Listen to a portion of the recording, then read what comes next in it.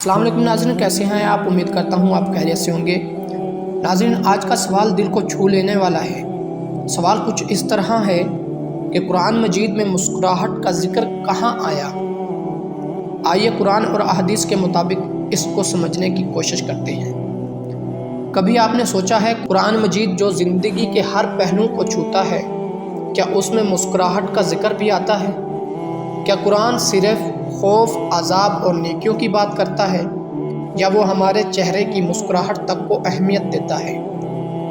جی ہاں، قرآن میں مسکراہٹ کا ذکر موجود ہے۔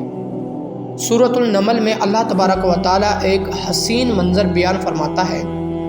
جب حضرت سلیمان علیہ السلام نے چونٹی کی آواز سنی جو اپنی قوم کو خبردار کر رہی تھی، قرآن کہتا ہے جس کا مفہوم کچھ اس طرح ہے، تو سلیمان علیہ السلام اس کی بات پر ہنس دیے اور مسکرا اٹھے۔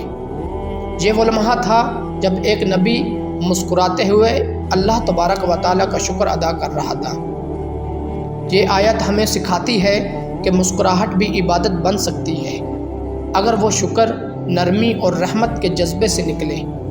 نبی کریم صلی اللہ علیہ وآلہ وسلم فرماتے ہیں، تمہاری مسکراہٹ بھی صدقہ ہے، یعنی مسکراہٹ صرف چہرے کا زیور نہیں بلکہ دل کی سخاوت ہے۔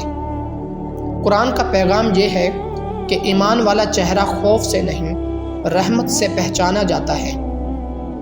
مسکراہٹ اس رحمت کی نشانی ہے جو دل میں یقین سے پیدا ہوتی ہے۔ جب دل اللہ پر مطمئن ہو جاتا ہے تو چہرہ خود بخود نور اور مسکراہٹ سے بھر جاتا ہے۔ یہی وجہ ہے کہ جنتیوں کے چہرے کے بارے میں قرآن کہتا ہے، جس کا مفہوم کچھ اس طرح ہے، اس دن بہت سے چہرے روشن، ہنستے ہوئے اور خوش ہوں گے۔ یعنی مسکراہٹ جنت کی علامت ہے۔ وہ چہرے جو دنیا میں اللہ تبارک و تعالیٰ پر راضی رہے، آخرت میں ہمیشہ روشن اور خوش رہیں گے۔ تو جب بھی مسکراؤ، یاد رکھو، اگر دل میں اللہ کا شکر ہے تو تمہاری یہ مسکراہٹ جنت کی روشنی کا عکس ہے۔ تو ناظرین، کیسی لگی آپ کو ویڈیو؟ امید کرتا ہوں آپ کو ویڈیو اچھی لگی ہوگی اور دل کو سکون پہنچا ہوگا۔